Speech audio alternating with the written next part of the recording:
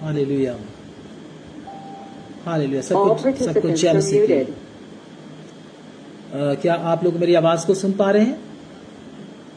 अगर मेरी आवाज को आप सुन पा रहे हैं तो आप मुझे बता दीजिए। ठीक ठीक है, आवाज थैंक यू फेसबुक पे देखो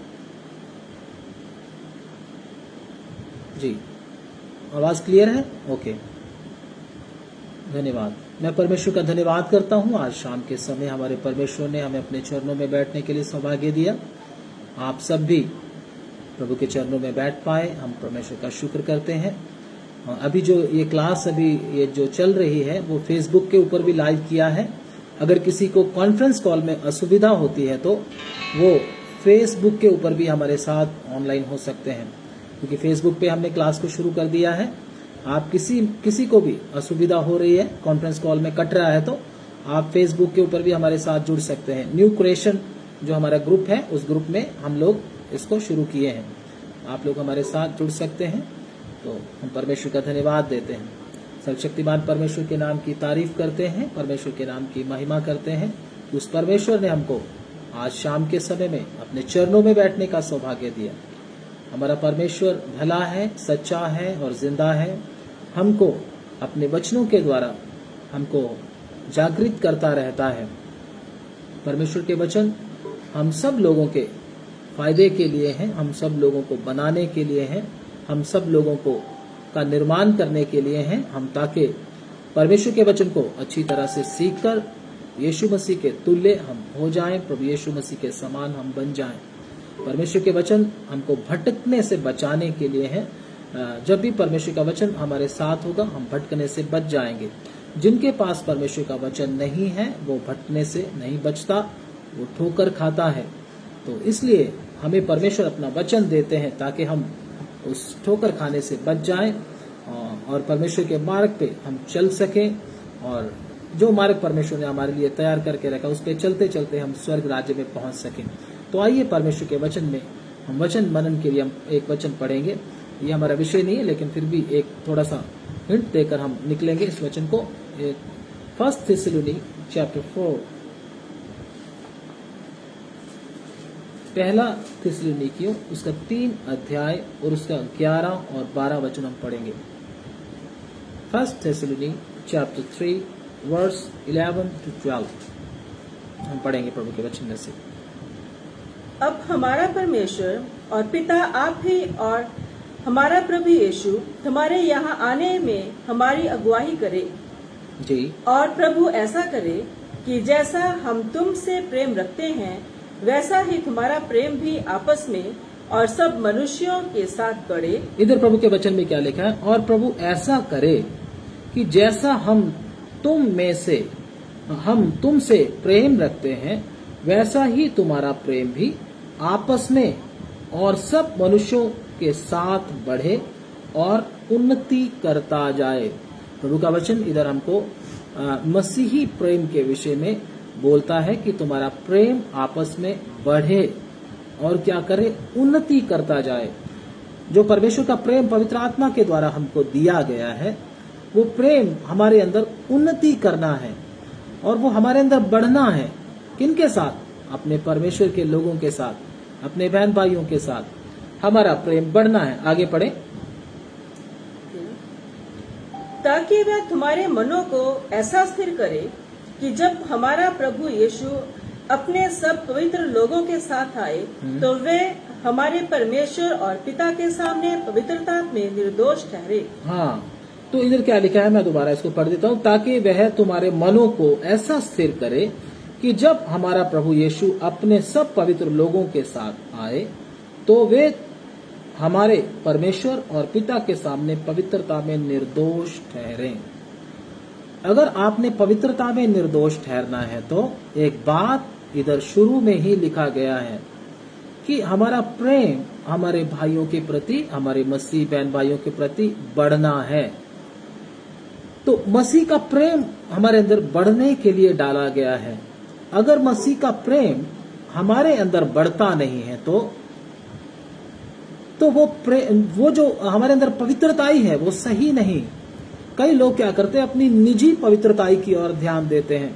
उनको निजी पवित्रता क्या लगती है, मैंने व्यभिचार नहीं करना, मैंने चोरी नहीं करना, मैंने झगड़ा नहीं करना, इस बात में वो ध्यान देते हैं। वो बोलते हैं ये मेरी पवित्रता ही है, देखो मैं कितना पवित्र हूं। मैं बोलता हूं मेरे भाई, अगर आपके अंदर मसीही प्रेम नहीं है तो वो आपकी पवित्रता ही सही नहीं है, फिर तो आप फरीसी बन गए। परमेश्वर की नजर में आप एक फरीसी हो, आपका प्रेम सिद्ध नहीं है। वो प्रेम प्रभु यीशु मसीह के सामने जाते समय में आप निर्दोष नहीं ठहरेंगे।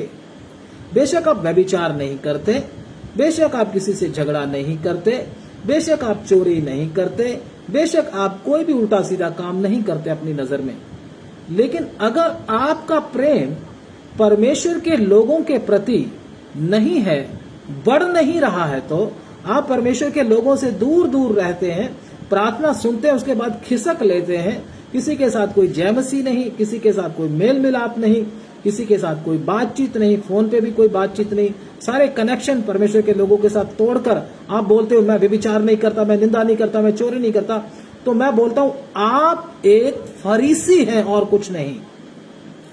लेकिन अगर आपका प्रेम परमेश्वर के लोगों के प्रति बढ़ रहा है, आप उसमें बढ़ोतरी पा रहे हैं, तो आपका प्रेम सही है, फिर ही परमेश्वर आपकी पवित्रता को सही मानेगा।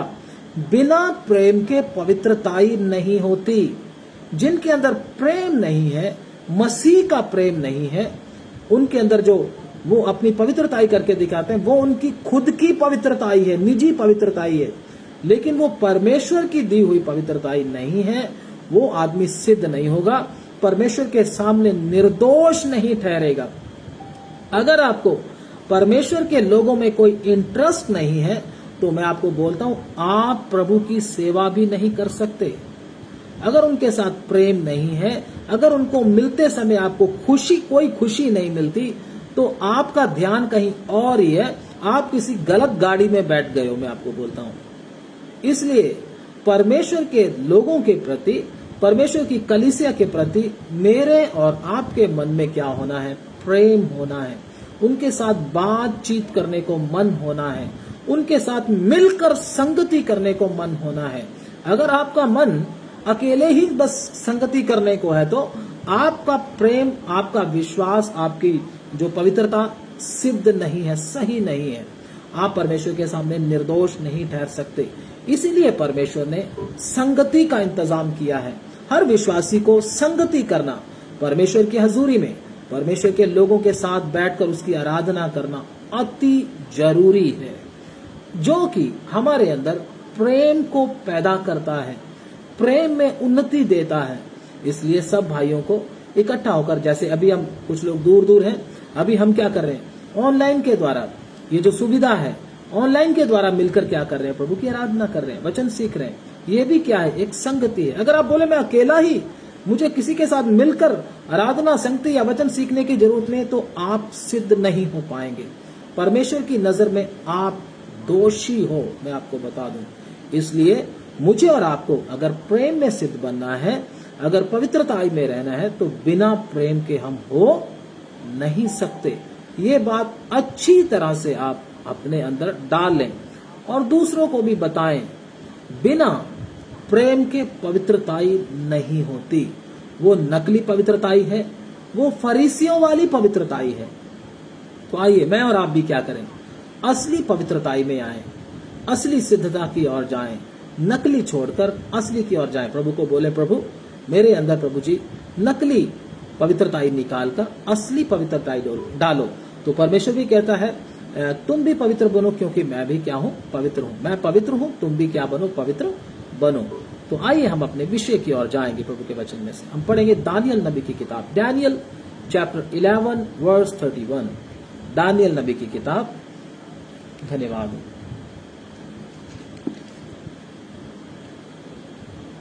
उसका 11 अध्याय, डैनियल चैप्टर 11 वर्स 31। जी पढ़ें। तब उसके सहायक खड़े होकर दृढ़ पवित्र स्थान को अपवित्र करेंगे। हाँ, प्रभु का वचन इधर क्या कहता है, इधर ध्यान से सुनिएगा। तब उसके सहायक खड़े होकर पवित्र स्थान, दृढ़ पवित्र स्थान को अपवित्र करेंगे। आखिरी समय के विषय में लिखा गया है। अंत समय में क्या होगा? परमेश्वर का दास दानियल बहुत ही खूबसूरती से इन वचनों को हमारे सामने उसने पिरोया है। परमेश्वर की आत्मा के द्वारा इसको लिखा गया है और भविष्यवाणी के द्वारा क्या बोल रहा है, आखिरी समय में क्या होगा? उसके सहायक खड़े होकर दृढ़ पवित्र स्थान को अपवित्र करेंगे। मतलब अभी भी ये किसके बारे में लिखा गया? विरोधी मसीह के विषय में। विरोधी मसीह बेशक फिजिकली हमारे सामने नहीं है, लेकिन उसका आत्मा अभी भी काम कर रहा है। मैं आपको बताऊं, काम वही कर रहा है उसका आत्मा। तो क्या काम किया जा रहा है? वो क्या कर रहा है? उसके सहायक जो उसके साथ मिले हुए हैं अंदर ही अंदर, वो मैं आपको बताऊंगा इन वचनों में। वो कौन कौन है जो विरोधी मसीह के साथ मिल चुके हैं? वो कौन कौन है जो अभी से विरोधी मसीह के साथ जुड़ चुके हैं? वो कौन कौन है जो विरोधी मसीह के साथ चले जाएंगे? अभी थोड़े समय में आपको वचन में से ये बताया जाएगा। तो मैंने और आपने चेक करना है, कहीं मैं भी विरोधी मसीह की टीम में तो नहीं हूं। तो ये चेक करके हमने देखना अपने आप को। अगर आप अपने आप को चेक नहीं किया तो आप धोखे में आ सकते हैं। तो वचन क्या कहता है? तब वह उसके सहायक खड़े होकर दृढ़ और पवित्र स्थान को अपवित्र करेंगे। मतलब विरोधी मसीह का आत्मा जो इन दिनों में काम कर रहा है, उनका मुख्य काम क्या है? कलीसिया को अपवित्र करना, कलीसिया में अशुद्धि लेकर आना। वो अशुद्धि कैसे आएगी? अशुद्धि इस प्रकार आएगी, जो बातें वचन में नहीं लिखी उन बातों को कलीसिया में लेकर आना। जैसे कि बहुत सारे रीति रिवाज, बहुत सारे ट्रेडिशंस, बहुत सारी ऐसी बातें जो दुनिया के साथ क्या करती है, मैच करती हैं। जैसे कि आराधना करते समय क्या करना? आराधना करते समय धुआं कर देना, लाइट्स बंद कर देना और जोर जोर से चीखे मारना, सीटियां बजाना, ये सब क्या है? क्लबों की क्या है? आत्मा है। क्लब के अंदर, सिनेमा हॉल के अंदर ऐसी आत्माएं काम करती हैं। लेकिन धीरे धीरे धीरे क्या हो रहा है? परमेश्वर के दास लोग, प्रभु के लोग जागृत ना रहने के कारण ये आत्माएं आज की कलीसियाओं में भी घुसती जा रही हैं, जिनके ऊपर विशेष ध्यान देना हमको अति अनिवार्य है। अगर हम अभी नहीं जागे तो परमेश्वर की कलीसिया में अशुद्धि फैला दी जाएगी और कोई भी, हमारी पीढ़ियां परमेश्वर को जानने वाली नहीं होंगी। वो भी परमेश्वर से दूर हटे हुए लोग होंगे और परमेश्वर का विरोध करने वाले लोग होंगे। तो इसलिए मुझे और आपका, मेरे और आपका क्या है? एक फर्ज बनता है, हमने इस दुनिया को छोड़कर जाने से पहले कलीसिया को क्या करना है? प्रभु की कृपा से, प्रभु के वचन के कोड़े से क्या करना है? साफ करना है, ताकि कोई भी ऐसी गंदगी कलीसिया में ना आ सके जो कि कलीसिया को क्या कर सके? अशुद्ध कर सके। वचन में मैं फिर इसको पढ़ता हूं, तब उसके सहायक खड़े होकर दृढ़ पवित्र स्थान को अपवित्र करेंगे।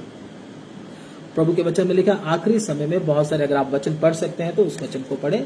मत्ती रचित सुसमाचार उसका 24 अध्याय हम प्रभु के वचन में से निकालेंगे। आप भी अपने बाइबल को खोलें और प्रभु के वचन में से उसको निकालेंगे।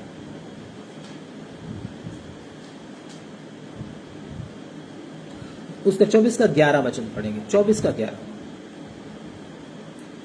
बहुत से झूठे भविष्यद्वक्ता उठ खड़े होंगे जी, और बहुतों को भरमाएंगे। बहुत से झूठे भविष्यवक्ता, जैसे दानियल नबी की किताब में लिखा गया है कि बहुत उसके सहायक उठ खड़े होंगे।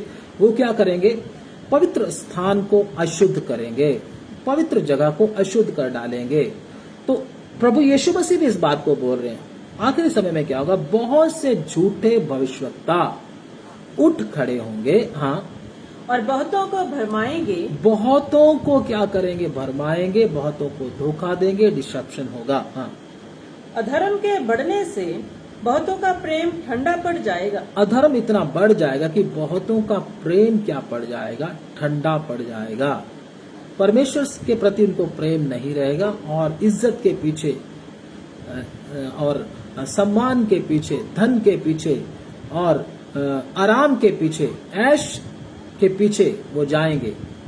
तो इसलिए प्रभु का वचन क्या कहता है, आखिरी समय में क्या कौन लोग होंगे, झूठे भविष्यवक्ता उठ खड़े होंगे। वो झूठे भविष्यवक्ता करेंगे क्या, ये हम प्रभु के वचन में से सीखने के लिए जाएंगे।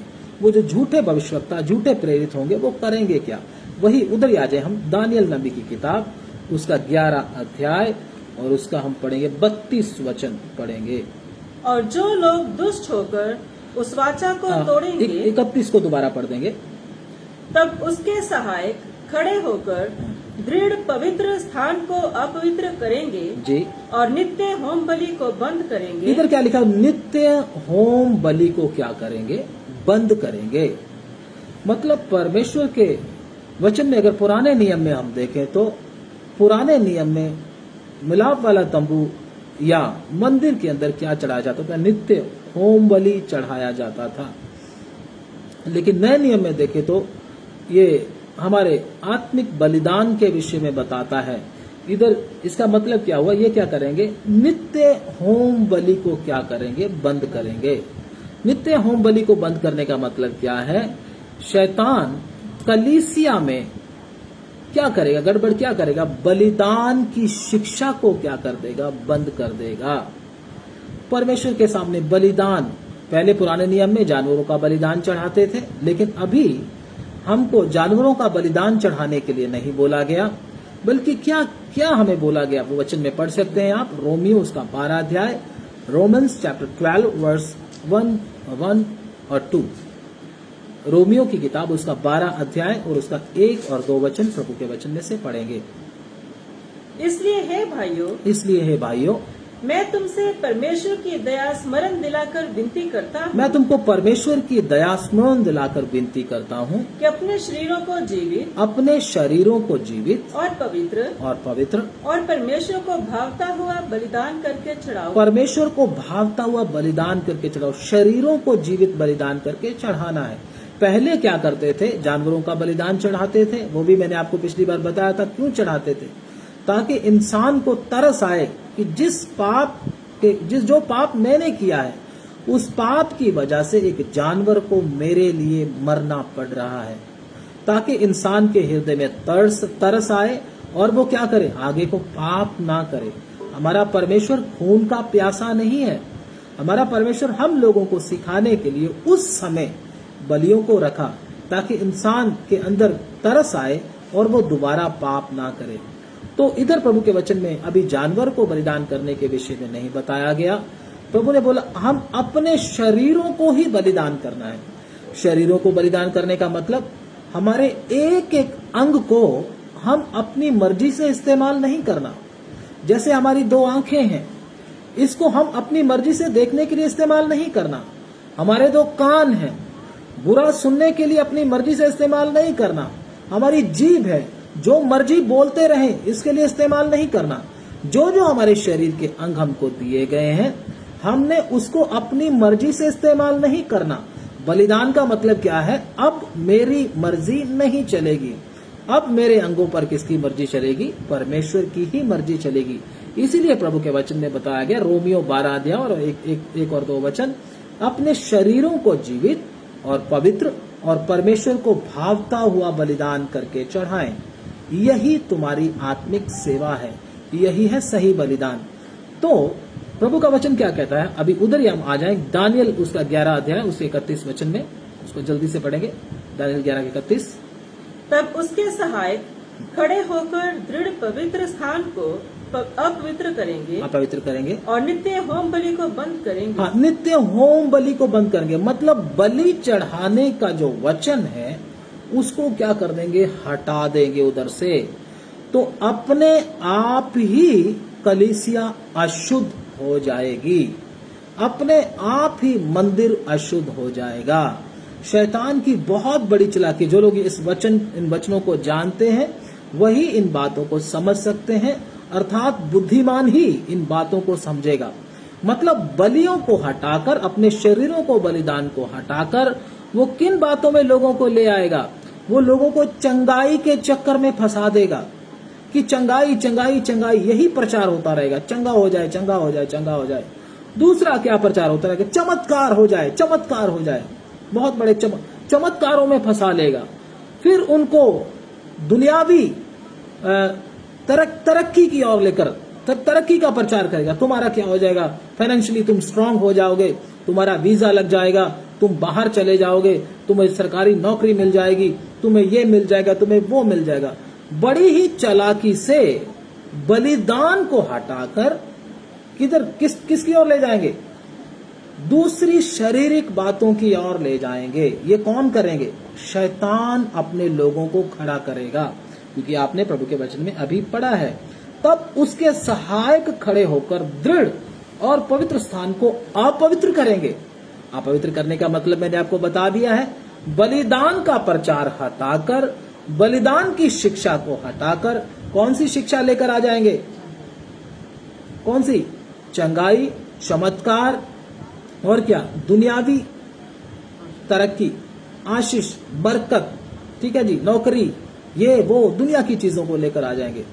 तो इस प्रकार जब होम बलि बंद हो गया, जब बलिदान कलीसिया में से हट गया, तो कलीसिया अपने आप अशुद्ध हो जाएगी। शैतान की ये बहुत बड़ी चालाकी है। प्रभु यीशु मसीह भी इस बात का प्रचार किया है। अगर हम प्रभु के वचन में पढ़े तो बलिदान का प्रचार यीशु मसीह भी किया है। पढ़ेंगे लूका 9:23, लूक चैप्टर 9 वर्स 23।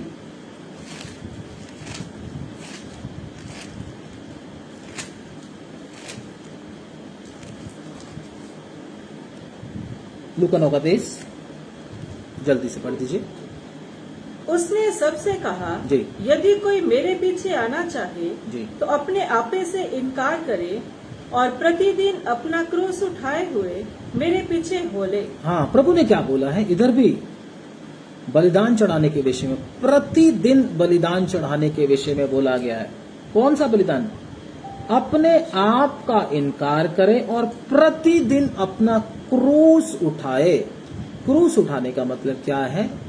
अपनी निंदा, बदनामी और जो भी आपके ऊपर डला हुआ है, वो सब जो परमेश्वर आपको उठाने के लिए बोला है, जो आपके फायदे के लिए है, उसको उठाकर चलने के लिए, क्रूस उठाकर चलने के लिए, नित्य बलिदान चढ़ाने की ये शिक्षा को शैतान क्या कर देगा? बंद कर देगा। जिन कलीसियाओं में नित्य क्रूस उठाने की शिक्षा नहीं है, वो कलीसिया संसारिक और शैतानिक बन जाती है। जिन जिन कलीसियाओं में ये प्रचार नहीं होता, वो जल्दी ही संसार में फंस जाती है और शारीरिक बन जाती है और परमेश्वर से दूर हटकर उनका लक्ष्य ही कुछ और हो जाता है। शैतान बड़ी ही चालाकी से ये काम कर रहा है। प्रभु के दास लोग जितने भी सुन रहे हैं, प्रभु के विश्वासी लोग जितने भी सुन रहे हैं, वो लोग इस बात की पहचान करें, याद रखें इस बात को। कभी भी परमेश्वर के कलीसिया में बलि को नहीं हटाना। बलि का मतलब, बलिदान का मतलब, मैंने अपने शरीर के अंगों को परमेश्वर के सामने क्या करना है? बलिदान करके चढ़ाना है। बहुत सारे लोगों को ये वचन पचेगा नहीं। क्यों? क्योंकि सत्य क्या होता है? कड़वा होता है। वही लोग इन बातों को समझ पाएंगे जो सच में परमेश्वर के राज्य के लिए तैयार हो रहे हैं, जो सच में परमेश्वर के पास जाने वाले हैं, जो सच में परमेश्वर की कलीसिया है, जो सच में नया जन्म पाए हुए हैं, जिनका सच में उद्धार हुआ है। उन्हीं को ये बातें समझ में आएंगी। दूसरों के इधर से सुनेंगी और इधर से निकल जाएंगी। मैं आपको बोलता हूं, डेली प्रतिदिन क्रूस उठाना, यीशु मसीह के पीछे आने के कारण अगर कोई आपकी बदनामी करता है, वो चाहे आपका बेटा हो, वो चाहे आपकी बेटी हो, चाहे आपका भाई हो, चाहे आपका रिश्तेदार हो, चाहे आपकी गली का हो, चाहे आपके मोहल्ले का हो, कोई भी क्यों ना हो, अगर वो आपको यीशु मसीह के नाम के कारण बदनाम कर रहा है, आप फिर भी उसको बड़े ही आराम से सह लेते हो, बड़े खुशी से उसको सह लेते हो। उसको बोलते हैं क्रूस उठाना। परमेश्वर ने हर किसी को क्रूस उठाने के लिए बोला है। यीशु मसीह ने हर किसी को इस क्रूस को, इस बोझ को उठाकर चलने की आज्ञा दिया है। तो जो लोग इस क्रूस को रखना नहीं चाहते, हटा देना चाहते हैं, वो शैतान के फंदे में, विरोधी मसीह की आत्मा के झांसे में फंस जाते हैं। बहुत सारे लोगों को वो क्या कर देगा, ये भी हम प्रभु के वचन में पढ़ लेंगे। पढ़ लेंगे दानियल नबी की किताब, उसका 11 अध्याय, उसका 32 वचन। Daniel chapter 11 verse 32। और जो लोग दुष्ट होकर उस वाचा को तोड़ेंगे, उनको वह चिकनी चुपड़ी बातें कह कहकर भक्तिहीन कर देगा। अब इधर ध्यान से सुने, जो लोग इन वचनों को दुष्ट होकर तोड़ेंगे, जो लोग सुन तो लिया है, इन क्रूस उठाने के वचन को सुन लिया, लेकिन इसको पसंद नहीं करेंगे, चलेंगे अपनी मर्जी से ही, करेंगे अपनी मर्जी, कभी इधर कभी कैथोलिक में चले गए, कभी उधर चले गए, कभी उधर चले गए, सबके साथ संबंध बनाकर रखेंगे। तो प्रभु के वचन में क्या लिखा है उनके लिए? दोबारा पढ़ दे इस वचन को। और जो लोग दुष्ट होकर उस वाचा को तोड़ेंगे, उस वाचा को तोड़ेंगे, उनको वह चिकनी चुपड़ी बातें कह चिकनी कहकर चुपड़ी बातों में, उनकी ऐसे झांसों में वो ही लोग फंस जाएंगे। तुमको ये मिल जाएगा, तुमको फायदा हो जाएगा, मैं देख रहा हूं तुम्हें एक सफेद रंग की गाड़ी मिलने वाली है, मैं देख रहा हूं तुम्हारे घर में तुम्हारे बेटे को नौकरी मिलने वाली है, सरकारी नौकरी मिलने वाली है, मैं देख रहा हूं तुम्हारा वीजा लग रहा है।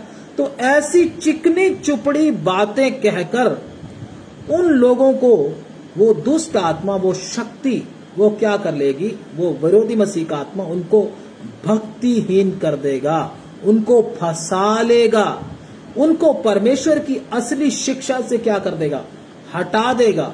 तो वचन में लिखा है, दुष्ट लोग क्या कर देंगे? उस वचन को क्या कर देंगे? साइड पर हटा देंगे। वो बोलेंगे हमें क्रूस उठाने का वचन नहीं चाहिए, हमको बलिदान का वचन नहीं चाहिए, हमको तो बस आशीष, बरकत और चंगाई और दुनियावी तरक्की ही चाहिए।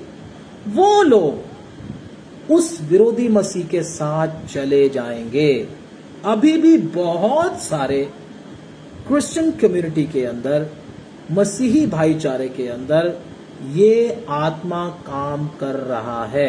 मैं आपको बता दूं, अभी भी,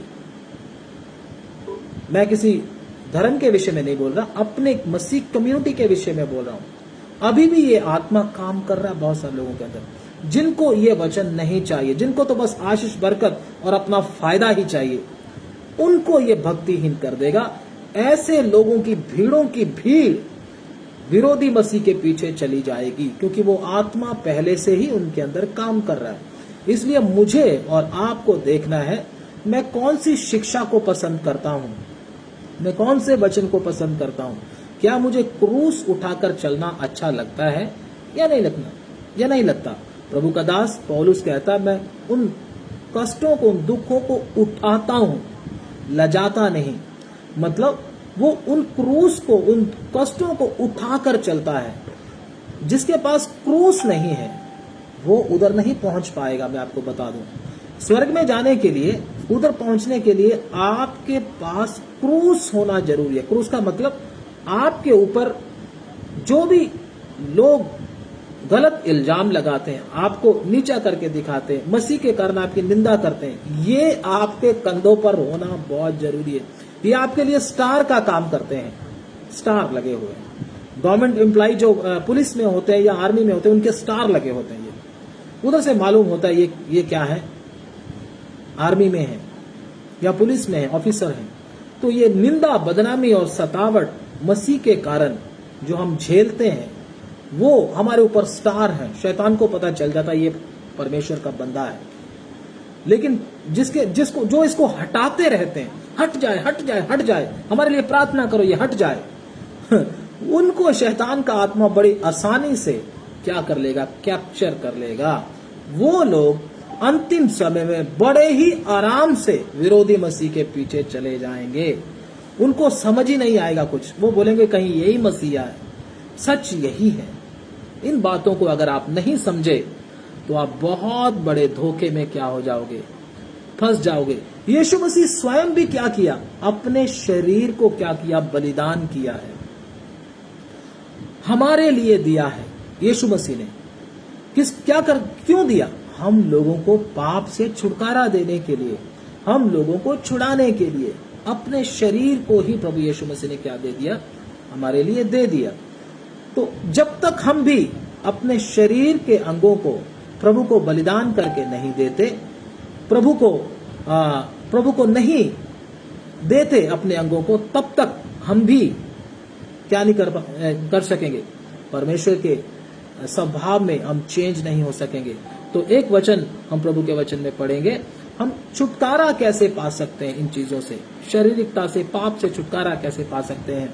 इब्रानियों की किताब उसका 9 अध्याय उसका 26 वचन, इब्रानियों 9 का 26, इब्रानियों की किताब उसका 9 अध्याय और उसका 26 वचन। दुख उठाना पड़ता जी, पर अब युग के अंत में वह एक ही बार प्रकट हुआ है ताकि अपने ही बलिदान के द्वारा पाप को दूर कर दे। अपने बलिदान के द्वारा पाप को दूर कर दे। ध्यान से सुनिएगा, अगर आप पाप के ऊपर जय पाना चाहते हैं, अगर आप पाप के ऊपर जयवंत होना चाहते हैं, तो आपको क्या करना होगा? अपने शरीरों को बलिदान करना होगा। शरीर को बलिदान करने का मतलब, मेरी आंखें अब वही देखेंगी जो यीशु मसीह चाहता है, मेरे कान अब वही सुनेंगे जो परमेश्वर चाहता है, मेरी जुबान अब गाली नहीं देगी, मेरी जुबान अब गलत गाने नहीं गाएगी, मेरी जुबान से किसी की अब निंदा नहीं निकलेगी, प्रभु की आराधना ही निकलेगी। ऐसा जब आप परमेश्वर को आप अपने अंगों को दे देते हो बलिदान के लिए, मैंने अपने हाथ पहले लड़ाई के लिए इस्तेमाल करता था, लेकिन अब परमेश्वर की सेवा के लिए इस्तेमाल होंगे। ऐसे लोग पाप के ऊपर विजयी हो जाते हैं, क्योंकि यीशु मसीह भी पाप को हराया है, उसके ऊपर जयवंत हुआ है। इस वचन को दोबारा पढ़ लेंगे, क्यों ये वचन लिखा हुआ, ध्यान से पढ़ेंगे। नहीं तो जगत की उत्पत्ति से लेकर, नहीं तो जगत की उत्पत्ति से लेकर उसको बार बार दुख उठाना पड़ता, उसको बार बार दुख उठाना पड़ता, पर अब युग के अंत में, पर अब युग के अंत में वह एक ही बार प्रकट हुआ है, वो एक ही बार क्या हुआ है? प्रकट हुआ है, ताकि अपने ही बलिदान के द्वारा हाँ, पाप को दूर कर दे। अपने ही बलिदान के द्वारा क्या कर दे? पाप को क्या कर दे? दूर कर दे।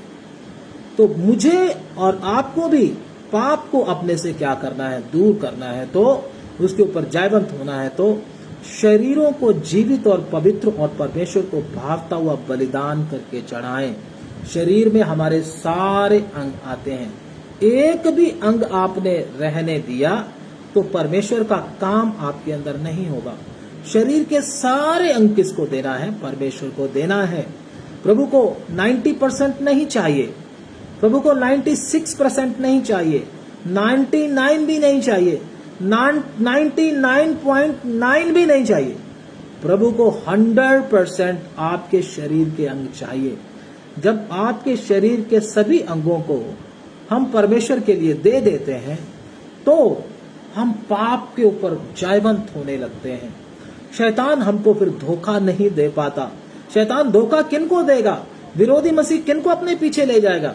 जो बलिदान के वचन को नहीं मानते, जो क्रूस उठाने की वचन को ऊपर ध्यान नहीं देते, उसको नहीं मानते, सिर्फ चंगाई, आर्थिक उन्नति और क्या है, चमत्कार, इन चीजों के पीछे, और बहुत बड़ी भीड़ है ना, बहुत अच्छा नाम, इज्जत के पीछे जो लोग जाते हैं, वही लोग विरोधी मसीह को फॉलो करेंगे, अपने आप ही उसके पीछे चले जाएंगे। जैसे बोलते हैं ना, हवा चल रही है आजकल, पिछले सालों में बोल रहे थे मोदी की हवा चल रही है, तो लोग सब मोदी के पीछे चले गए।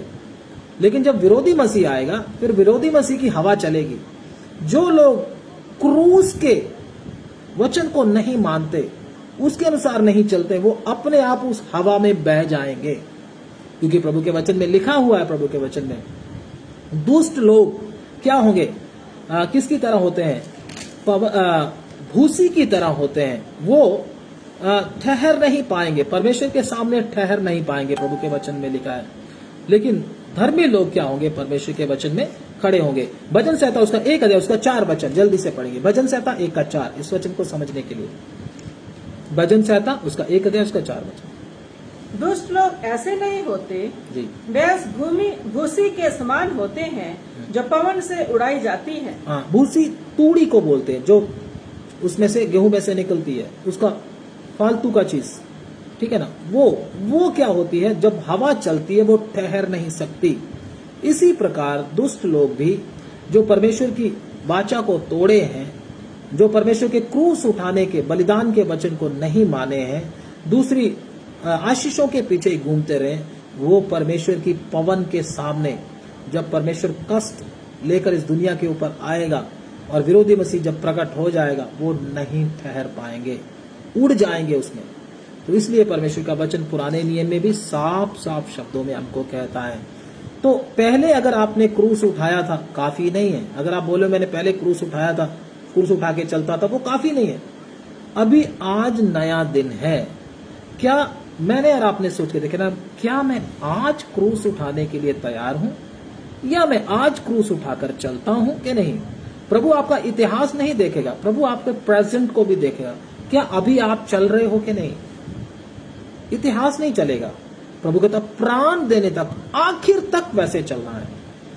तो मुझे और आपको भी क्या करना है? अब अपने क्रोध से, अपनी नफरत से, अपनी जलन से, अपने बड़ेपन से, अपने प्रेम से क्या करना है? उसको क्रूस पर लटकाना है। और मैंने खुद क्या होना है? परमेश्वर के लिए जयवंत होना है, जयवंत जीवन जीना है।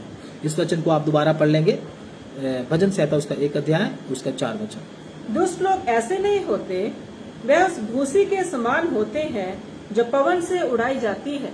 हाँ, तो दुष्ट लोग ऐसे नहीं होते, वो इसी भूसी के समान होते हैं जो पवन से उड़ाई जाती है। तो जय पाने का सबसे बढ़िया तरीका क्या है? मुझे और आपको उन वचनों के अनुसार चलना है जो वचन मुझे परमेश्वर ने दिए हैं क्रूस उठाने के विषय में। क्योंकि अगर आप क्रूस उठा के चलोगे तो जैसे यीशु मसीह पाप के ऊपर जयवंत हुआ, शैतान के ऊपर जयवंत हुआ, आप भी क्या हो जाओगे? जयवंत हो जाओगे। अगर अपने शरीर के अंगों को दोगे तो। अगर आपने शरीर के अंगों को प्रभु को नहीं दिया, खाली प्रार्थना करते रहे, धन्यवाद करते रहे, गीत गाते रहे, तो आप जयवंत नहीं हो पाएंगे, प्रभु के पास आप नहीं पहुंच पाएंगे। तो शैतान क्या करेगा? सबसे पहले कलीसिया में आकर बलिदान रूपी इस वचनों को क्या कर देगा? बंद कर देगा। अभी आपको समझ में आ रहा होगा कि क्या हो रहा है। मुझे लगता है बहुत सारे लोगों को समझ में आ रहा है कि शैतान किस प्रकार से बड़ी बारीकी से काम कर रहा है। जिनको वचन मालूम नहीं है वो इन बातों को समझ नहीं पाएगा। प्रभु का वचन कहता है केवल बुद्धिमान ही इन वचनों को समझ पाएंगे, लेकिन दुष्टों में से, मूर्खों में से कोई भी इन वचनों को समझ नहीं पाएगा। मैं चाहता हूं आप में से सब लोग बुद्धिमान बन जाएं, ताकि इन वचनों को आप समझ सकें और आप धोखा ना खाएं। और ये पढ़ लेंगे वचन, दानियल नबी की किताब उसका 12 अध्याय उसका 10 वचन। डैनियल चैप्टर 11 12 वर्स 10 पढ़ दें।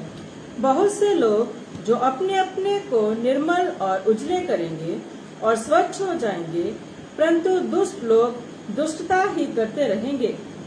और दुष्टों में से कोई ये बातें ना समझेगा, परंतु जो बुद्धिमान है वे ही समझेंगे। जो बुद्धिमान है नहीं समझेंगे, दुष्ट लोग इन बातों को नहीं समझेंगे, केवल बुद्धिमान ही इन बातों को क्या करेंगे? समझेंगे। प्रभु का वचन कहता है। तो हम अपने आप को अभी चेक करके देखते हैं, हमारे अंदर अभी बलिदान, नित्य बलि चल रहा है कि नहीं चल रहा। ध्यान से सुनिए, एक उदाहरण देता हूं। अगर आपको कलीसिया में जो स्थान मिलना चाहिए वो स्थान आपको नहीं मिला, जिस ओहदे के आप लायक हैं वो ओहदा आपको कलीसिया में नहीं दिया जाता, उसकी वजह से आप बड़े परेशान हैं, तो मैं आपको बोलता हूं, आप शारीरिकता में, आप अपने प्रेम में फंसे हुए हैं। आपका नित्य बलि बंद हो चुका है। दोबारा फिर बोलता हूं, अगर आप कलीसिया में या अपने परिवार में मुख्य स्थान के योग्य हैं और आपको वो आदर जो अपने परिवार में या कलीसिया में नहीं मिलता और उसकी वजह से आप बड़े परेशान रहते हैं, दुखी रहते हैं, मुझे क्यों नहीं मिलता, मैं इसकी योग्य हूं, आपकी नित्य बलि बंद हो चुकी है। अगर आपने इन बातों की ओर ध्यान नहीं दिया तो एक दिन आप विरोधी मसीह के पीछे ही चले जाओगे। मुझे प्रभु यीशु मसीह ने क्या बोला? प्रभु के वचन में क्या? अपनी मैं को हमने क्या करना है? क्रूस पर लटकाना है, उसको त्यागना है। मुझे इज्जत मिले चाहे ना मिले, मेरे यीशु को इज्जत मिलना चाहिए। इस संसार ने प्रभु यीशु मसीह के अंदर कोई गलती नहीं था। इस संसार ने यीशु मसीह को सूली पर चढ़ा दिया। यीशु मसीह ने क्या किसी का बुरा किया था?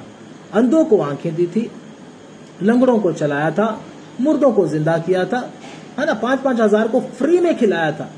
कितनी बार खिलाया? लेकिन फिर भी इन लोगों ने प्रभु यीशु मसीह को पत्थर मारे और ये बोला, यीशु को क्रूस पर चढ़ा दो और डाकू को छोड़ दो और इसका खून हमारी संतान के ऊपर आने दो, लेकिन इसको मार डालो। इतना नफरत प्रभु यीशु मसीह के साथ किया, इतने पवित्र होने के बावजूद भी। तो आप इस संसार से कौन सी इज्जत ढूंढ रहे हो? आप अपने परिवार से कौन सी इज्जत ढूंढ रहे हो?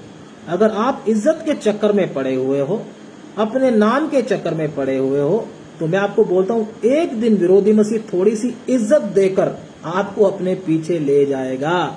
चाहे आप सेवक हो, चाहे आप विश्वासी हो, थोड़ी सी इज्जत मिली तो आप तो फूल जाओगे, बोलोगे मुझे तो कलीसिया में पूछता कोई नहीं था, मुझे तो मेरे परिवार में कोई पूछता नहीं था, ये देखो मुझे कितना आदर दे रहे हैं, ये देखो मेरे गले में हार डाल रहे हैं, देखो मुझे अपने परिवार से कुछ नहीं लेना, मैं तो चला इन्हीं के पीछे। आप अपने सारा कुछ छोड़ जाड़ के उनके पीछे हो लोगे अगर आप इज्जत के पीछे पड़े हो तो। इसलिए मेरे और आपके जीवन के अंदर नित्य बलिदान होना अति अनिवार्य है। शैतान इसको हटाने का पूरा जोर लगाता है और जोर लगा भी रहा है।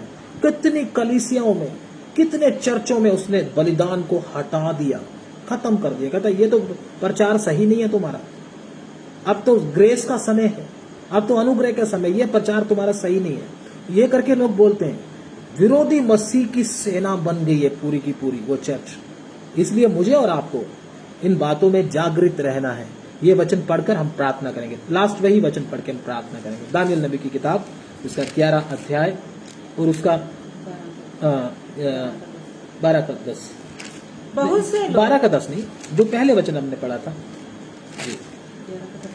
11 का 31 और 32 जी। तब उसके सहायक जी खड़े होकर दृढ़ पवित्र स्थान को अपवित्र करेंगे। उसके सहायक खड़े होकर, कौन? उसके चेले। किसके? विरोधी मसीह के चेले। दृढ़ और पवित्र स्थान को अपवित्र करेंगे।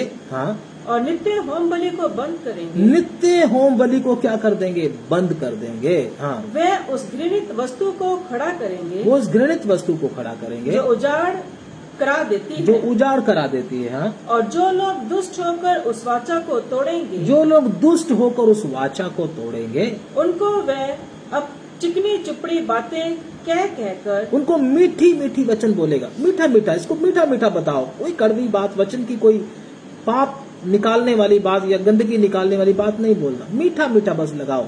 चिकनी चुपड़ी बातें बोलेगा, वो हमको भी अच्छा लगता है ना। हम बोलते हैं हाँ ये ठीक है, ये वचन अच्छा प्रचार करता है, ये तो कोई हमें डांटने वाली, हमारी गलती निकालने वाली बात नहीं है। वो कुछ नहीं कहते किसी को, जो मर्जी करो। उस चर्च में जाएंगे हम उसी चर्च में जाएंगे जो किसी को कुछ नहीं कहते, जो मर्जी करो, लेकिन चर्च में आओ। चोरी करो, व्यभिचार करो, है ना, गंदा देखो, गंदा बोलो, चोर, जो मर्जी करो, वो नहीं रोकते किसी को, है ना। तो उसी चर्च में लोग जाना क्या पसंद करेंगे। तो इधर भी क्या लिखा हुआ है, पढ़ेंगे इसी वचन को, 32 को। उनको वह हाँ। चिकनी चुपड़ी बातें कह कहकर, चिकनी चुपड़ी बातें कह कहकर भक्तिहीन कर देगा। भक्तिहीन कर देगा। परंतु जो लोग हाँ। अपने परमेश्वर को जान लेंगे, वे हियाव बांधकर बड़े काम करेंगे। जो लोग परमेश्वर को जान लेंगे, वो हियाव बांधकर बड़े बड़े काम करेंगे, बड़े काम करेंगे। प्रभु के वचन में लिखा है। मुझे और आपको देखना है, जिस कलीसिया में मैं हूं, क्या उधर बलिदान है, बलिदान का वचन है, या बस लोगों को खुश करने का ही चलता रहता है। हम सेवकों ने भी देखना है, जिन जिन कलीसियाओं में ऐसा नहीं है, उनके विश्वासियों को हमने क्या करना है, परमेश्वर का वचन, विश्वासियों का भी ये काम है, लोगों को ये वचन बताएं। क्या तुम्हारे चर्च में नित्य बलिदान का सेवा चलता है, नित्य बलिदान का वचन होता है? अगर हटा दिया गया है तो ये विरोधी मसीह का काम है। अगर बचना चाहते हो तो जल्दी दौड़कर वापस आ जाओ, इससे पहले कि समय समाप्त हो जाए।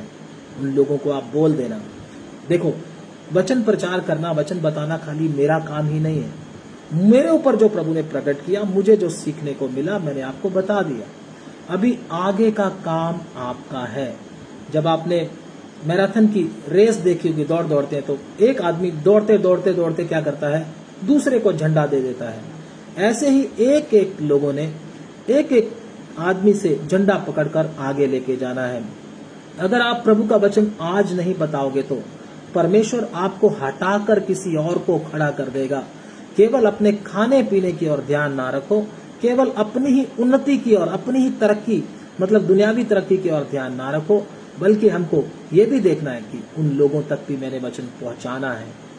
अपनी तरक्की मत देखें, दूसरों का भी ध्यान रखें। तो इसलिए मुझे और आपको ये काम प्रभु ने दिया है। आइए हम शैतान की इस चालाकी को प्रभु के लोगों के ऊपर प्रकट करें। प्रभु इन वचनों के द्वारा आप सबको बहुत बहुत आशीष दे। आमीन। प्रभु के दास आपके सामने प्रार्थना करेंगे। आमीन।